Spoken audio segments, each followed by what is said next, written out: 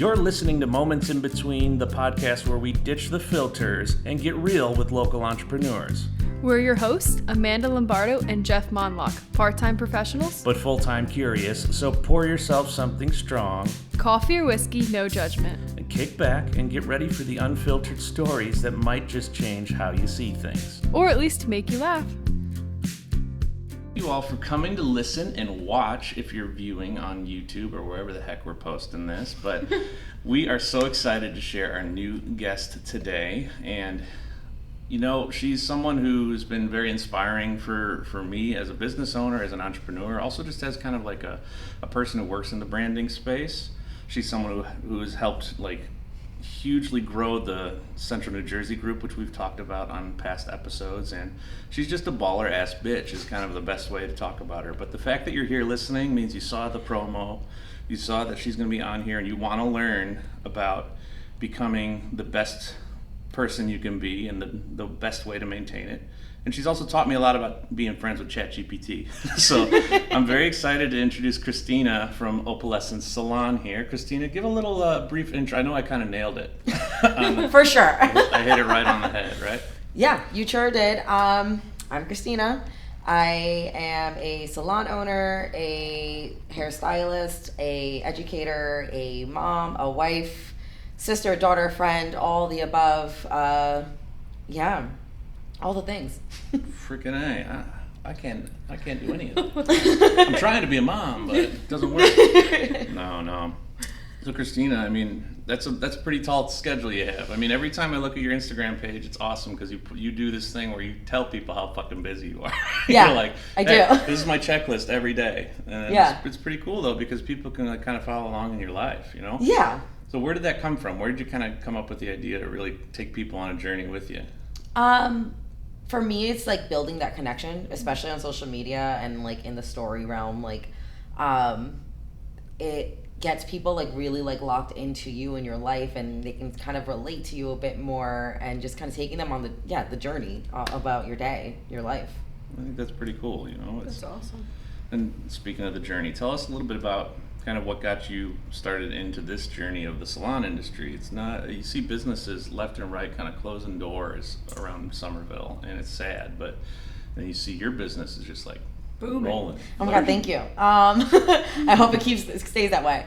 I feel like since I was a little kid, I always said, not only was I going to do hair, but I like as a kid, I was like, I'm going to own a salon. And my parents are like, okay. I had this little tyke salon chair, and I would do my sister's hair.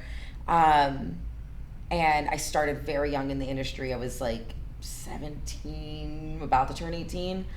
And from my experience, and a lot of people in our industry share the same, it's a very toxic industry. People are, and I feel like you've had your foot in there. You've stepped into that world. Yeah. Yep. We are very much abused by like salon owners, by clients, by brands, all the above. And I kind of had my hat in every realm of it, and I finally said, if I can't find it, I'm going to create it. And so to me, opening this salon was creating that space where artists kind of got control back, and I was able to create a space where they could thrive and be their best selves, because I'm a big believer that when every one of my employees is successful and fulfilled, that means my business will be successful and I will feel fulfilled. Yeah, that makes a lot of sense. Tell me about how you opened the salon, what it was like pulling trigger and saying, I'm going to do this, I'm doing it now. Was it during COVID? I don't remember. So this is actually my second location. Okay. My first location was a salon suite, and that was me just fucking... I'm going to curse a lot. Sorry, guys. I fucking blew my life up. I worked in a super toxic space. To this day, I say the woman was a good person.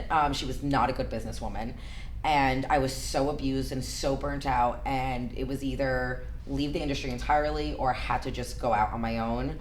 And one of my girlfriends calls it your fuck it moment, when you're just finally saying enough's enough. Mm-hmm. I was supposed to go on vacation with my husband and his family, and she wouldn't let me take time off.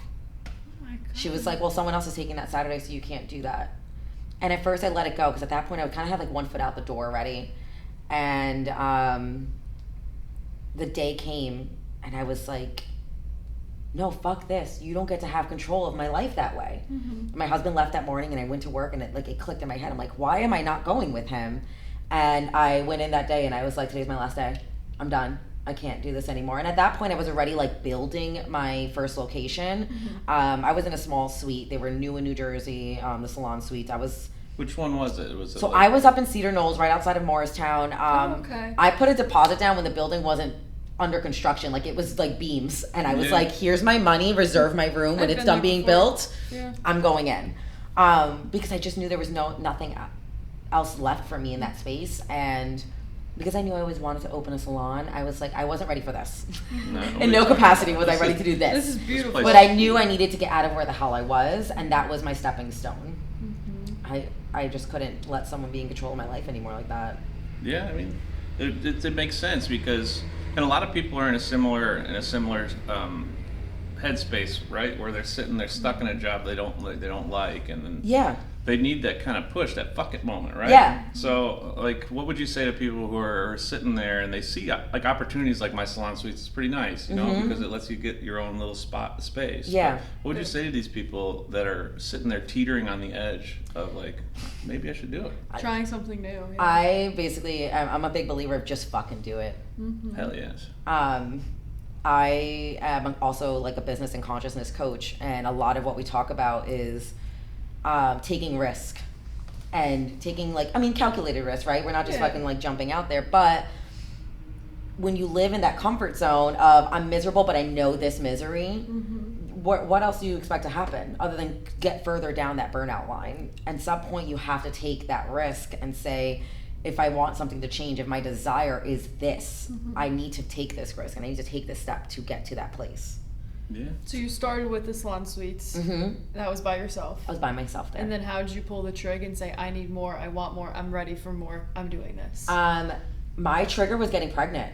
Oh, wow. That's easy enough. Yeah. I got getting pregnant. Yeah. Do it. I think anyone could do it. There's a lot of people that they start having a family and they get scared and they're like, I can't take these risks. But for me, I was like, I can't not take the risk. Because if I want to build this life of freedom to be present for my child and have the capacity and availability to do that, in that suite, me working for myself, I was the sole income. Yeah, that's just your income. And so how was I going to be home with my kid and make money? And make money? And so I was like, that's it. I have to start looking. I need to expand. I need to build a team, and I need to have that passive revenue to do that so I can be home. Building a team, I think that's another thing that's really kind of interesting. You see people who want to do it all themselves. I know I yell at you about this with your business. We're like, I'm going to walk the dogs. I'm going to walk the dogs. I'm like, why? You have 15 staff members. Yeah. That is a huge shift in, I call it an ego death. Because a lot of it is this, I can do it all. I can do everything, and you have to eventually just be like, I need to release it. I need to make space for other people to come in. I need to trust that other people can handle. I don't trust because that's having trust in yourself too. Is I trust myself to hire responsible, competent people that I can release these responsibilities to. Because you can't focus on the next thing or the bigger thing if you're still doing the stupid little shit. Yep. So how do we find these responsible people? Indeed says you can find them. If you go unofficial sponsors, are there Indeed. Any left? Also unofficial sponsor Olipop. I got a free hat. Jeff loves Olipop. I love Olipop. He's like, here, take this. It's like soda. One of my clients is awesome, and she's like a freaking rep for Olipop, and she just throws things my way every time I shoot with her. So she's really the unofficial G of this episode. You're like, let me know. No. I've never tried it. No, fun fact. I'll bring you some. She's got a case of probably the root beer or the cream soda one coming. So if you like any of those, let me know. But back to the reality here before we got our sponsor break there. Sponsor break. So how do you find these kind of responsible people to fill the space? And you have a certain person that sucks that we're going to talk about. Okay. I think the first thing is accepting that you might not always get it right. I'm a big fan of hire slow, fire fast. But definitely I think taking that pause and really looking about what exactly is that role that I need to fill. Because otherwise you're just kind of looking for anyone. But you need to get real specific on what it is you need that person to do, what it is that you're ready to hand off, and specifically put that out there. And my interview process is very kind of like relaxed, actually. Most of my team, I actually don't interview them in the salon. I go to some coffee shop or something like that. Get to know them. It puts us in a neutral territory where they can be a little more Like kind of put their guard down a bit, you know. I think when you come in and you're just kind of tensed up. So most of the time I meet them at a coffee shop and I let them put their guard down, and I let them lead. And I ask them, what is it that you're looking for? And then, okay, now that I know what you're looking for, this is what I can offer. Is this a match? Because it needs to be a partnership. Every person that comes onto your team, it needs to be a partnership. You guys need to share that vision and the same desire to some extent. That's incredible. Wow, I think that says a lot about you as a business owner, right? And the business that people are getting into. So not only are you able to kind of get a real feel about people, they are able to get a real feel about you. Yeah. I can tell you how many job interviews before I went into entrepreneurship that you show up and I had to dress up in like a freaking suit, and I'd have to be like sitting like you're this the whole uncomfortable. time. You're not like feeling like yourself. And you go through this process, you have to fake who you are, and you end up not getting the job or getting the job, and you don't know what's coming next. But it sounds like you're giving them kind of a real feel. I could see you're very comfortable with dropping F-bombs every once in a while. I have a potty mouth. I have the mouth of a sailor. That's good. That's what mothers should have. It's so weird what she said reminds me of me. Like when I'm hiring, when I'm looking for staff members, like I want people who love and adore animals, and I also want someone trustworthy, and I meet them in a public place. I ask them about their life. I don't care. You can tell me anything. You know, all those people that I've hired have became close people in my life. Like after my ankle injury and I was like, oh my god, I'm stranded, everyone was there, everyone came as a group, and I feel like similar to you, like everyone's tight knit. If they have an emergency, you know your staff has each other's backs. And I like that about everyone. Like even like that's only like round one of interview. Then the second round is they come in for an hour and just hang out with my team. That's so much fun. And we literally call it just a hangout. I'm like, we're gonna schedule you to come in, just meet my team. And I'm like, I'm gonna be in my office, or I'm not even gonna be on the premises that day. Nice. I want you to just meet them, make sure that that's a fit for you, because I think especially like for your experience is a little different because you're not really all together at the same time. In this space, there's 8+ of us in the same room at the same time bouncing off of each other.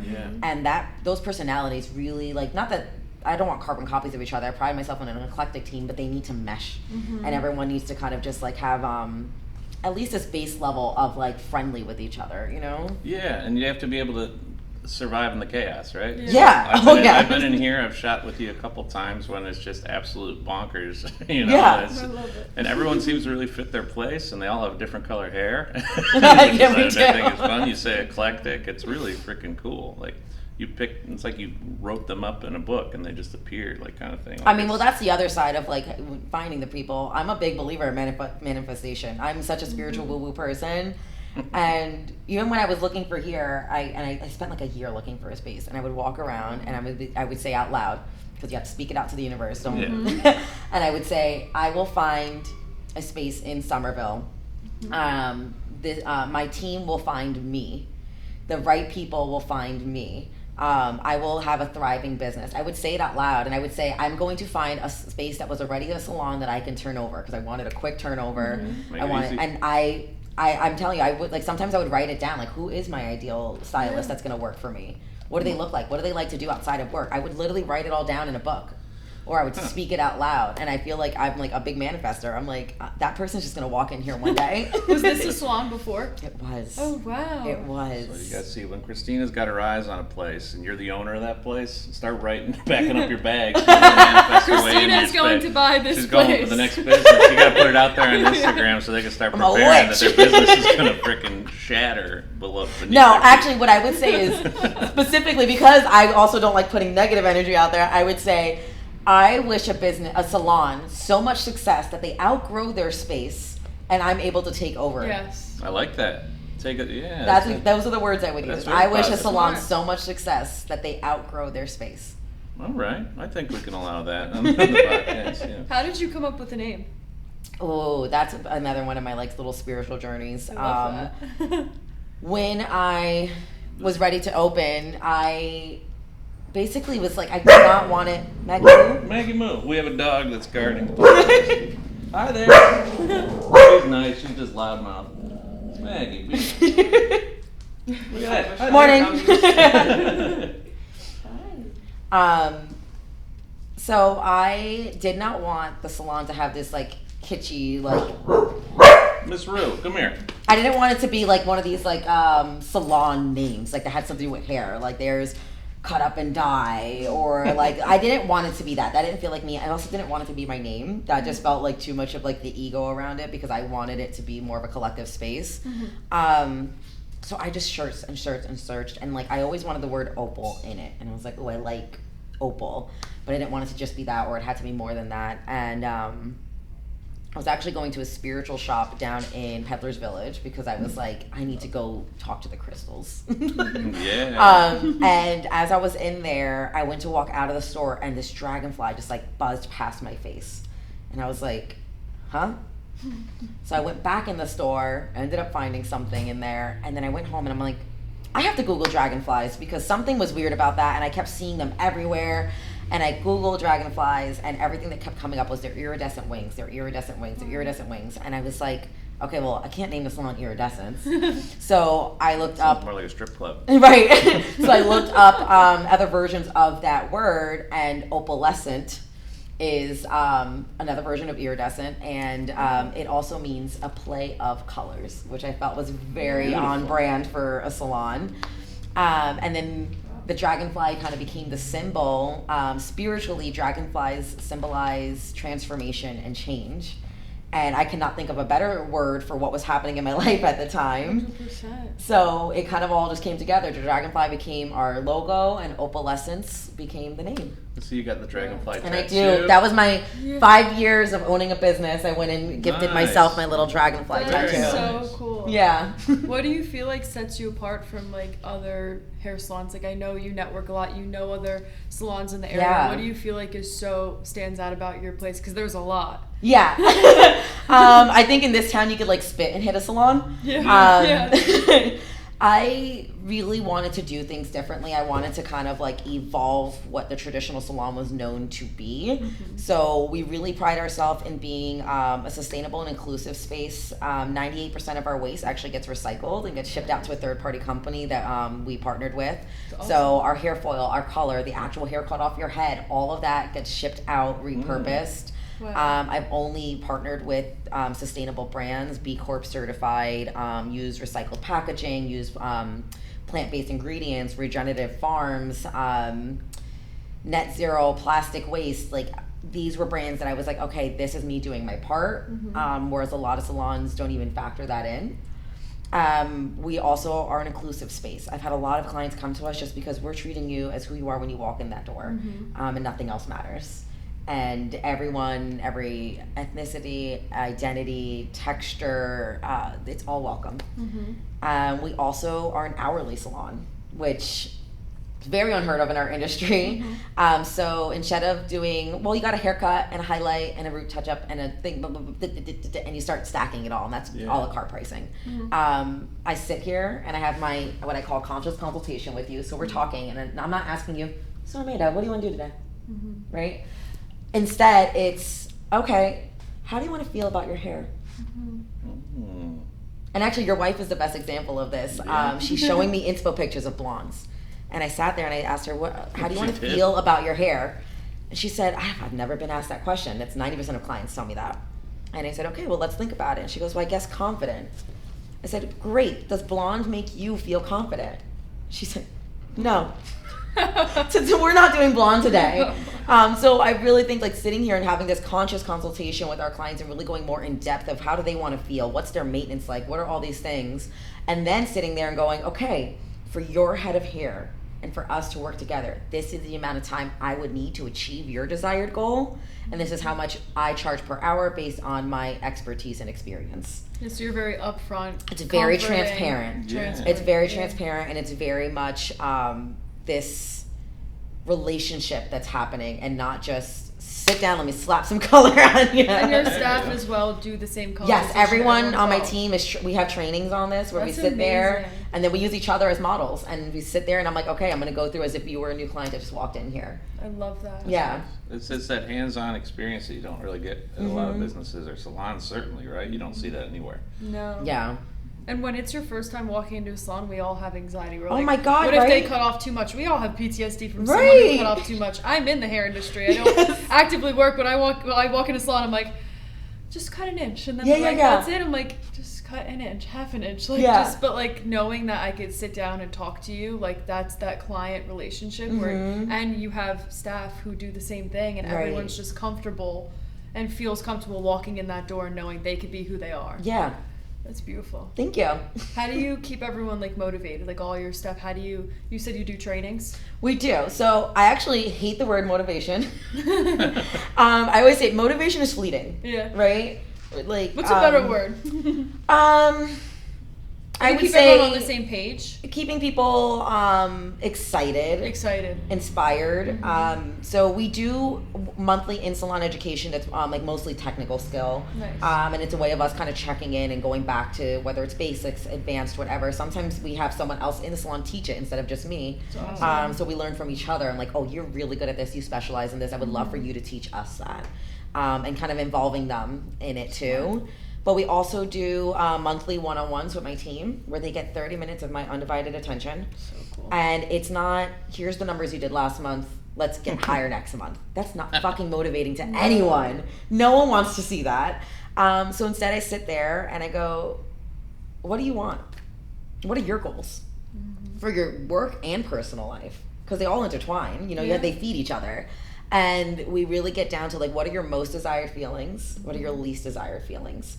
If your most desired feeling, like for me, it's actually I have my little affirmation bracelet, feeling limitless and having freedom.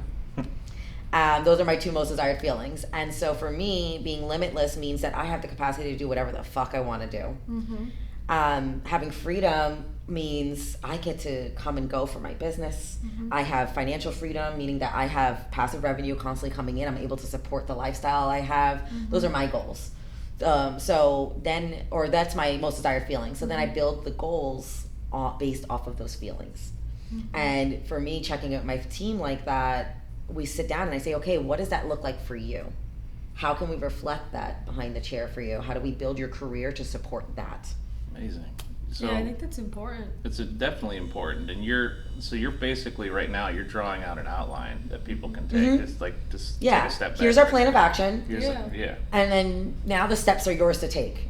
Exactly. But then then for anyone who's listening, who's in a spot they want to be like you, this is an outline for them too. So where they can take the similar type of action. They can go for the same type of interview status. They can go for the same type of business model. And really, this is a great way to run a business. Yeah. You know, it's not like a sales industry. It's a community. Yeah. And like I said, when you're in the chaos in here, it's fun. But everyone loves each other. And like when we do. We really do. It's a little obnoxious. Yeah. My team always jokes around that we're just like a little cult. Because I'm like, I won't use the word family because I'm like, half of you hate your family. We're not family. Family's like a bad word. That's, oh my God, it's like if a business uses the word family, run. That's my that's such a red flag to me. That's pretty funny, yeah, because I can't tell you how many things when you're looking at job apps, they're like, we have that family culture. I said, well, I don't fucking want that because I don't even like half of my family. In other words, we have uncomfortable Christmas. Yeah, you know, maybe and we're probably going to abuse you and take advantage of you. We'll take advantage. Do you, what was I going to say? So when I did hair years ago, like balayage was just starting. Do you struggle with the constant change of like, oh, balayage, oh, highlights, oh, this, that? Like, is it just... you also love to learn, so it's like you're always I was gonna say I love to learn, so I'm things. Always like, what's happening now? Let's do it. Let's try something new. And I love that I have like Gen Z employees because they kind of keep me on my toes with what's trending now. And like most of the time, it's just like the same thing we did 10 years ago with a different fucking name on it. Yeah, it's cyclical, right? Everything in life. Is you know. So but I don't find it hard to keep up because I find it like my team and I are always very like excited to learn more and we want to be engaged. So I think that is the secret, is like being a forever student. Yes, I think that's huge. I mean, I've been like in my own world of photography, right? I've trying to take up into film photography lately because I feel like you learn a lot of the basics, right? But you're always kind of relearning something new about what you do in general. So Gen Z is like a ridiculous slap to our face with like trying to relearn things, because they not only like have this incredible take on life, they also are just kind of like, why don't you get it? So you have to be quick figuring it out. You know? So it's pretty fun to see that kind of hits every industry, certainly the salon industry. And your whole place reflects just kind of like a comfortable, any generation can come in here. And, Oh yeah, I mean, we service anyone from like 5 to 75, you know, like, and it's just a big array of it, and I love that. I want to be the salon that like everyone feels like they can come to. And I think it's important for you to be able to come in and be present as the owner and meet people, but also know you could trust your staff and be able to leave and know your salon's doing great. I think that is so important to have balance. It's so nice. It's so nice. Like, I want to be, it's funny, I was just talking to my girlfriend last night about this. I want to be Cheers. Yeah. Like, I want people to come in and like, I know you. I know every single person that walks in here, and I will greet you by name. I will make you a cup of coffee. I will remember your kids' like stories. I will remember. Oh, I love it. It's like my favorite part of owning a business is like best. It's like a networking like, blast. Hoorah. I love it. But I also love that I am able to just like step away when I need to, or when I want to, because my team is so fucking great, and they're so responsible and capable, and I can be like, all right, see you later. That's so cool. What's the favorite service like that you offer? Do you have like, are you color, cut? I'm trying to like. I tried to guess, but I can never decide this. I know, because I was looking at your Instagram. I always say I love doing transformational work in general. So I love when someone comes in and I can make them leave looking like an entirely different person. And feeling good. Yeah, because a lot of times like that is part of the transformational, is like reflecting what that is that they see themselves as on the inside and being able to transform them into that. So sometimes that means giving them like this sick, cool, different haircut, and sometimes it's a 6-hour color transformation that you didn't leave with a natural strand of hair on your head.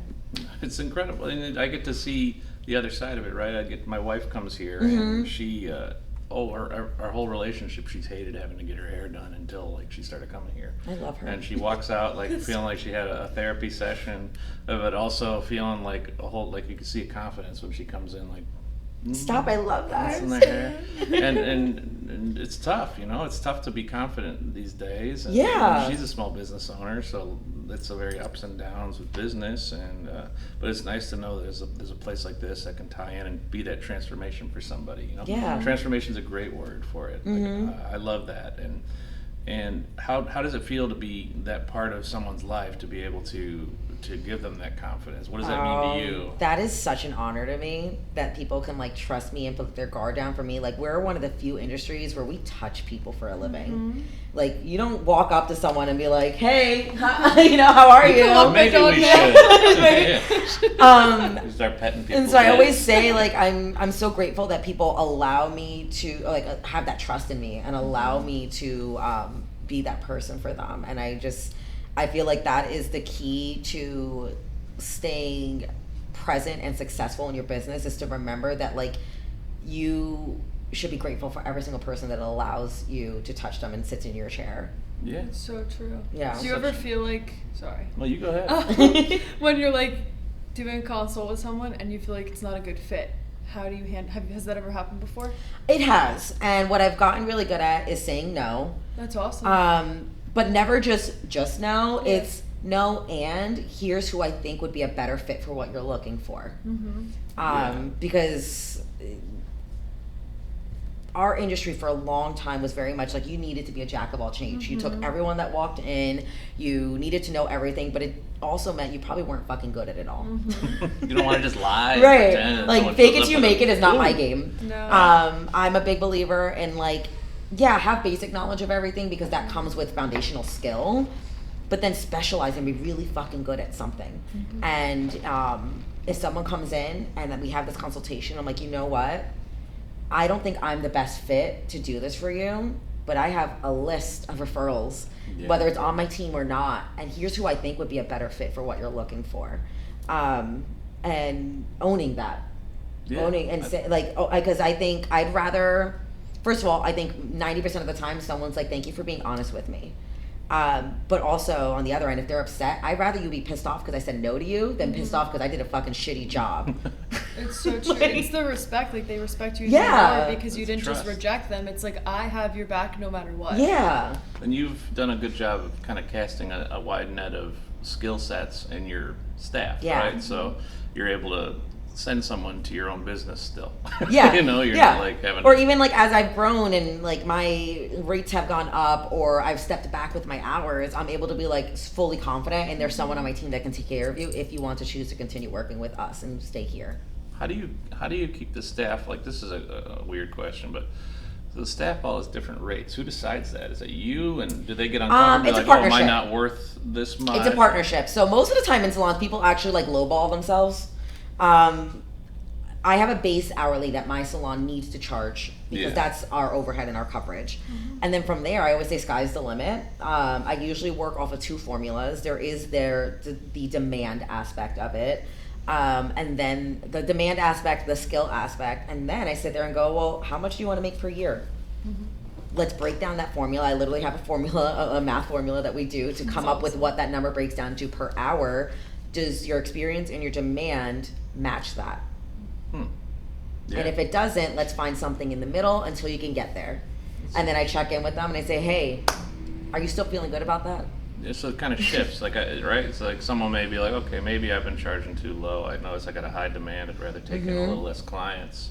So maybe I'll charge a little more, take less clients, but live a more comfortable life, you know? Yeah. So that's interesting. I mean, this is all great tips. Like, Yeah. I can't wait to open my salon right now. Like, we're going to be right next door. Partnership? Partnership, yeah. Iridescent Salon. Right next door. It'd be great. But this is all great advice you're giving. So that's another half of what you do, right? So you're a brand coach. So talk to me a little bit about that. So not necessarily branding. We do business and consciousness coaching. I've actually taken a step back from doing coaching with the third-party company that I was working with. But more of that is kind of a lot of what I'm talking about here of how I run the business is walking other business owners or salon owners through what that looks like for them. How do you work on leadership? How do you, branding's a part of it too. Social media is a part of it, and marketing, and it all kind of falls under that same like one larger umbrella. But I think to me, what I'm even more passionate about with salon owners or business owners in general is going to the consciousness side of it and the emotional intelligence side of it. If you do not have the capacity for what your dream is, you will not get there yet. You can say, I want to make $1 million. Can your nervous system handle $1 million right now? If I look at you and say, you're going to make $1 million that year, are you going to freak the fuck out? I'm twitching, thinking about it. Like, how am I going to do that? Does that mean I have to work harder? Does that mean I'm never going to have time to rest? Does that mean I'm going to do the, you start spiraling through all those things. We need to make sure that your consciousness and your nervous system is in a place to accept it. How do you juggle everything? You're doing a good job, okay? I'm up to you. I check in with myself seasonally and revisit what that looks like. Okay. This season of my life, it looks like working 3 days a week. So what does checking in with yourself mean? You just like set aside a... I literally sit down with myself and I think about, like, I do my own coaching with myself. What are my most desired feelings in this season? For me right now, I'm really passionate about being home with my kid. It's beautiful. And so that means I'm working 3 days a week. And so I come in on Wednesdays and it's an office day. And so from 9 a.m. to 2 p.m., I'm either networking or I'm working on the back end of my business and the marketing and the logistics of it all. Thursday mornings is another, like, I bank that for office admin work. And then Thursday evenings and all day Friday, I take clients and then I'm out of here. And then my balance looks like being home and taking my kid fun places, getting chores in my house done, leaving room to do networking events with our networking group. There's like a lot of it kind of all cycles into each other. But I'm big on, like, I have to schedule it out. That's how for me, I'm very type A. I need a specific schedule.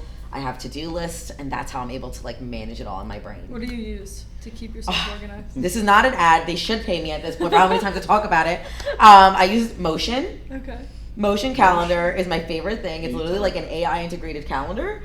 So you link your regular calendars to it, and then you have a task option. You drop all your tasks into it. You can put the deadlines, urgencies, how much time you need to do them, and it puts it into the open spaces of your calendar. Wow. And then it reminds you when you're past due on it. How much is it per month? I don't know. I pay an annual membership. Okay. It's like $200 a year or something. Okay, worth every penny to me. Yeah, get me. To me, it's worth every fucking penny. No. But the real question is, does it integrate with Pet Pocketbook? Nobody knows. That I don't know. Pet Pocketbook is... She runs her regular calendar through her Pet Pocketbook. So she's like, oh, we're hanging out this day. And then you get like, if I get a Pet Pocketbook invite. I'm not mad at it. I'm not mad at it. My whole life is going to turn into Pet I Pocketbook. have like one calendar and I'll like block off a day. Yeah, but that's to It's me. too much. Like, I that's need how I one find calendar. the balance. I need to like schedule it all out. And yeah, like taking that check-in with myself, I'll be like, am I feeling burnt out? And if I am, okay, what is not aligned right now? What needs to shift? Boundaries. Heavy on the boundaries. So, yeah, you have to kind of, in order to The keep biggest that boundary as an entrepreneur that I find, and I know you two are going to agree, is boundaries with yourself. Yes. Oh, yeah. We don't yell stop at each working. other. Yeah. It's good that you yell at each other. We need to like hold each other accountable, Yeah. right? Because we don't have a boss.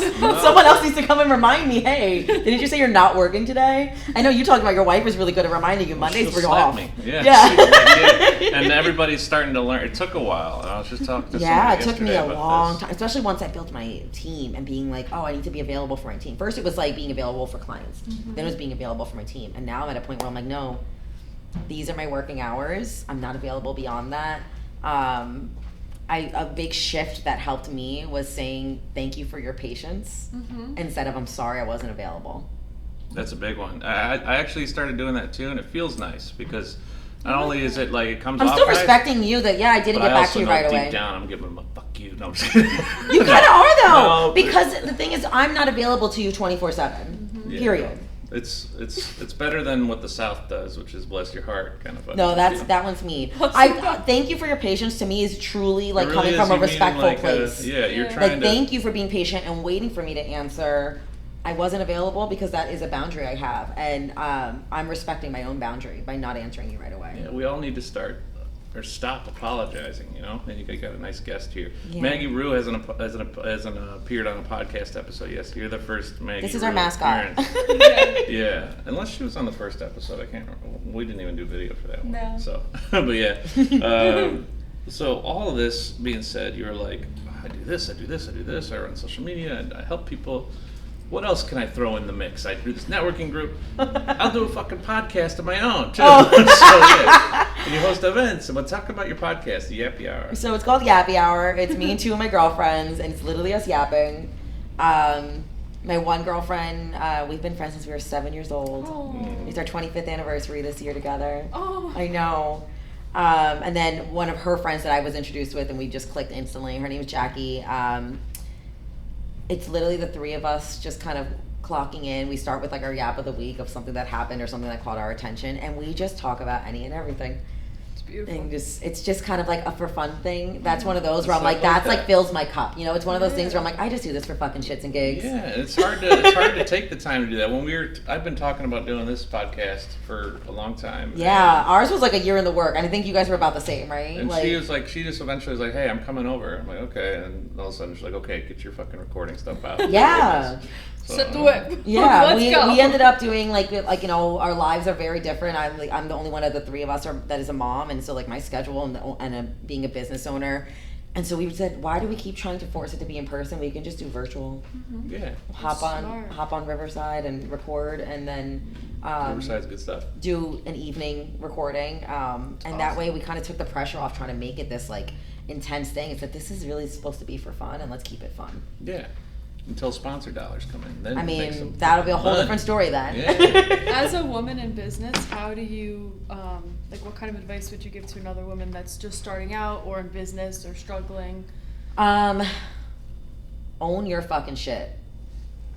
I think we've been taught to play small and dim ourselves, and people don't realize how recent in society women were allowed to own businesses. We are one of the first generations that is able to do this for ourselves, and like own your shit, take up space. You are so fucking capable. You are so fucking powerful. You deserve every bit of your success. And like, yeah, always believe in yourself. Did you ever struggle with backlash opening up your business? Thankfully, no. That's amazing. Thankfully, no. My dad was like my biggest fan. My husband was my biggest supporter. Like the men in my life were like, "What can we do to help you? Let's go." Beautiful. If anything, I've had weird like outside men make comments. Like I always laugh. I'm gonna talk about it, Jeff. I'm gonna talk about it. The guy that asked me if I needed my husband's permission. That was amazing. To open a business? No, it was some guy that came to our networking group once. Yeah. And kind of like led with he wanted to know more about my business as if he was just genuinely intrigued. No, it completely turned into this huge sales pitch for like an ad in a magazine. And when I told him I'm not interested in doing this, he said, "Well, do you need to ask your husband's permission?" I laughed on the phone. I said, "My husband's not even involved in my business. Thank you very much. I love his that. name is not on anything here." It's that old school mentality that keeps us nice and still in society. Oh my God. I That's was like, great. I literally laughed at him. I That's said, so "Are you messed fucking up. kidding me?" Yeah, that's not okay. See, I mean, we try to welcome people into to groups and welcoming people, and doesn't take long to kind of notice when someone's What someone's intention was, Yeah. you know, their Yeah. intention was definitely just to try to make money, and that's Well, not what we our had group another is guy about. whose intention was to steal you right in front of your husband. I missed that meeting. You missed out on that meeting. We had a guy. Oh come yeah, in. that Will was. he be there next Wednesday? He was like, Oh my God, he was like, imagine. "Damn girl." Not all that, not all Like, that. what are you doing? He's just like, "You gonna be at the next one?" I'm like, Yeah. "Huh?" Like, my husband's right there. He's like, Yeah. That's okay. Hey, Should we hire a bodyguard? Jeff can be my body. Yeah. You're getting very serious. People won't come close. I sweat too much. You don't want to get. No, I've been very grateful that my family has always been like, you could do whatever the fuck you want to do, girl, and we're always gonna have your back on it. And so raising That's a dad awesome. that his favorite thing used to be take no man's shit.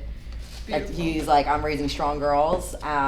And so I think I've always had this like power behind me, because since I was a little kid, it was just drilled into me, like, you don't need a man to help you do anything. And my dad was like, including me, I don't want you to have to rely on me for shit. I want Smart you to be able guy. to do He's it. like 18. Get the fuck out. No, I'm just kidding. Like, No. figure your shit out. Yeah, No, but like, that's I'll help you incredible. figure it out. Yeah. But like, I want you to be capable. I want you to be resourceful. And I truly am thankful that I had that growing up. And so when I was ready to do this, I was like, I can do this. So they were kind of tough on you, but always there if you needed something. Tough love in a supportive Yeah. way. We're like, we're gonna teach you how to be able to do everything on your own. That's Yeah, amazing. I think there's two ways to go about it. There's people who almost like make you afraid of things, right? So they're too tough love, and then all of a sudden you go out in society, you don't trust anybody. But it sounds like your parents gave you the support to understand you can trust people, but here's how you get a good head on your shoulders, right? Yeah, definitely. So there's a very Yeah. steep difference when it comes. Yeah, they're my biggest supporters. Like, I mean, when I did my first space, but then especially when I relocated here, I mean, my mom would come and watch the baby for me so I can do my build out. My dad was helping me put the furniture together. My husband literally did like 80% of our construction for me. Like, I was so fortunate. My brother-in-laws, like, they all came and helped. I mean, I'm very lucky in that sense. But as a woman, if you don't have that male support, I think it's also important to understand, like, you don't need that. You are still able to do it all on your own. If you have it, amazing. But don't sit there and question yourself because you don't have it behind you. I like that. You know, I'm constantly apologizing for the male perspective. Like, I feel like a good chunk of my life now is trying to remind women, not all guys are the worst, but a lot of them are pretty terrible. Yeah. And we like to make things about ourselves. That's why we like when you Jeff know, comes so- in and does So our photo Jeff, he's shoot. one of the girls. He I'm is. just one of the girlies. I Yeah. can call So him I'm about a anything. girlfriend. He's like, fuck that shit. You're Yeah. not dealing with. I'm like, okay, you're right. I love when, like, Girlfriend. when Jeff comes in as our photo shoots, like, being a male photographer is probably a bit hard when it comes to, like, having women hire you. Where I'm like, my team is always like, oh yeah, Jeff is so fucking awesome. He makes us feel so comfortable and like, confident. Yes. It's all about feeling fun, you know. Like the big thing with this podcast is I want self-love to be front and foremost, and that's with my business too. I want everybody to feel like they're having fun on camera. Otherwise, what the hell am I doing? I might as well go back to. Oh my God, we have so much fun with you when you do our photo shoot. We're doing like JCPenney shoots. Yeah, I always try and sneak those in. There's one great one. You guys had all your heads stacked on each other. It was cute. Was cool. But yeah, so whatever, and it makes people feel like they're part of something different than just like branding photos, right? Totally, yeah. It's good for Instagram. Yeah, they're fun. Instagram likes it. What's like a product that you can't live without? What's your day to day? Your hair is beautiful. Oh my God, thank you. Those curls are luscious. It's a tool, not a product. The Bounce Curl Brush sponsor me already. I made a TikTok about you too. The Bounce Curl Brush is like my tried and true for this summer. I've been a curly girl my whole life. I was not raised to embrace my curls because my mom doesn't have naturally curly hair. And then I went into this industry in a time where curls still weren't embraced. Natural texture wasn't embraced. We were still very much blow drying and smoothing and all that. And so I'm now in my late 20s, early 30s was when I learned to like really fall in love with my curls again. And being in New Jersey in the summer, I'm not even attempting to fight back. And the Bounce Curl Brush is like my tried and true best friend, and like it really does help me just like get definition and volume, and like I love it. Have you told Nicole about this, my wife, about this? No! Oh my God, I need to. Like I'm gonna get her one. Yeah. I've never heard of this. I'm gonna get her one. Because she is constantly battling the curls, and we got several silk pillowcases. I'm gonna to help get with her hair. a Bounce Curl Brush. Actually, Maggie is the reason the silk pillowcases don't always work out because she sleeps on her head. So she steals the pillow. So it doesn't matter. So Nicole started hiding the pillow, and then Maggie just kind of pulls it out wherever it's at, and it's just ridiculous. So there's nothing to save your hair in this New Jersey humidity, though. No. Yeah, so I Embrace can see my it. hair getting real nice. Embrace that texture. Where do you see your business going the next couple years? Ooh, I will be a multi-million-dollar business. Putting that in the universe. Yes. I want to grow my team to be up to 24 stylists. Wow. Awesome. And I want to do hair just for fun and not have to actually be behind the chair as like a form of income. So Which I'm kind of like, I'm kind of there now already, but like I want to just be like, you're my friend, let me do your hair, and that's it. And just be more present in the salon. Yeah, be more like I want to be on the leadership side. I want this place to be such a well-oiled machine and be a multi-million-dollar revenue space where I can actually expand and work on other businesses because I'm always ready for the next thing. Do you have an idea of your next thing or no? Not yet. I don't know what it looks like yet. I joke around with my girlfriends all the time that we always have every month something new comes up. I would love, and we were joking about it last night in our group chat, you guys, about like some collaborative space. I love like a collective. So cool. I'm constantly trying to bring people together. I do a lot of just like networking outside of business and trying to help people get their business ideas rolling, their creative ideas. I would love to branch out more into my coaching realm, take more coaching students. I took a pause for a little bit, but there's just a love I have there for like seeing that light bulb go off in people and like the fulfillment I get from seeing them become successful. I'm just like, hell yeah, let's all do it. It's great. You're a great mentor. Look at how much you've accomplished Thank and you. what you've done and how you're still doing it. I love your Instagram. I'm constantly like, thank you. What did she do today? Like, what am I not doing today? How do I stay organized? I will give you all the organizing tricks. That's the best. No, I think we've taken up a good amount of your time, and the staff is starting to come in, so which means that we probably need to wrap up here. So we're going to move to our last 3 questions we ask for each episode, okay. Which is just start off with what's something you're currently trying to unlearn as the person you are, I guess. Unlearning to. Or, how do I word it? Unlearning. You better get it right. I feel like maybe not unlearning, but like I'm rediscovering my voice in my personal life. I own it in my business. In my personal life, I sometimes shy away from the confrontation, which is really funny to hear come out of my mouth. But I'm unlearning those patterns in my personal life. I can't see that. I know. Even I see you on a personal level. Even my therapist is like, huh? That's working on it, but you acknowledge it and you're working on it. That's important. Yeah, that's what my unlearning right now is to like not unlearning to not hold it all in. Interesting.